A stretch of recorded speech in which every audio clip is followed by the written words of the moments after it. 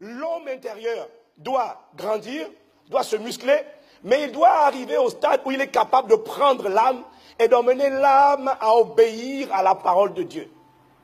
C'est ce que David faisait quand il disait « Mon âme, virgule, bénis l'Éternel. Pourquoi t'as battu au nom de toi, mon âme? Espère en l'Éternel, car je le louerai encore. Viens ici. Ne va pas, viens là. » L'esprit doit avoir une emprise sur l'âme et emmener l'âme à obéir. C'est ça qu'on appelle la maturité spirituelle. La maturité spirituelle, c'est lorsque l'esprit est capable de prendre le volant. Ce n'est plus la chair, ce ne sont plus les démons, c'est l'homme intérieur, le nouvel homme, le moi, qui prend le volant. C'est là maintenant qu'on parle de maturité spirituelle. Il y a maturité spirituelle lorsque tu acquiers l'habitude de garder le contrôle de tes nerfs. Tu ne pètes pas un câble et tu dis, si vous ne me tenez pas, non, ça c'est népiotissimo. Tu gardes le contrôle de tes nerfs. Dis-moi amen. Devant les aliments, tu manifestes la maîtrise de soi. Tu ne manges pas jusqu'à ce que tout disparaisse. Même quand tout n'a pas disparu, tu peux t'arrêter parce que tu sais que maintenant c'est bon. C'est ce qu'on appelle la maîtrise.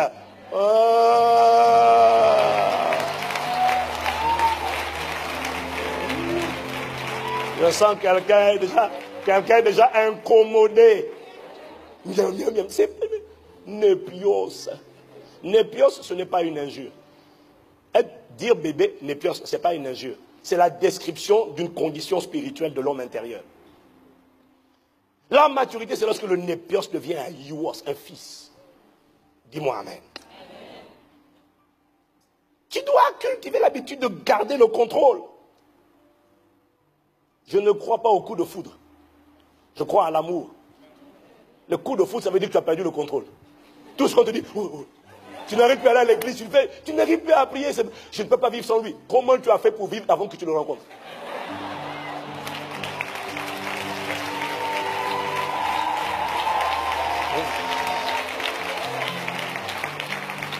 Nous, à Impact Centre Chrétien, on a la grâce de détecter les entubeurs et les entubeuses.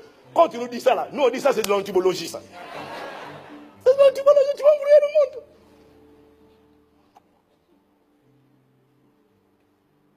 Il y a maturité spirituelle lorsque je cultive, quelles que soient les circonstances, l'habitude de rendre grâce à Dieu et de me réjouir en Dieu et en sa parole en tout temps. Selon qu'il est écrit, je bénirai l'Éternel en tout temps. Et sa louange sera toujours dans ma bouche. Vous voyez, quand vous lisez ces textes-là, pour David, ce n'était pas une chanson. Vous voyez que David avait atteint un cap, un stade de maturité spirituelle.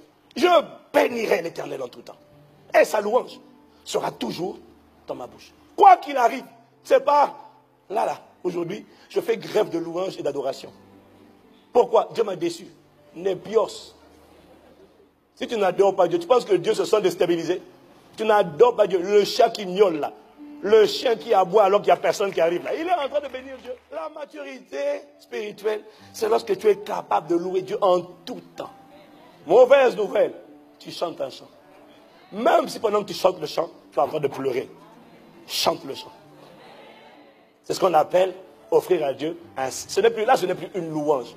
C'est ce qu'on appelle un sacrifice de louange. Ça a du poids.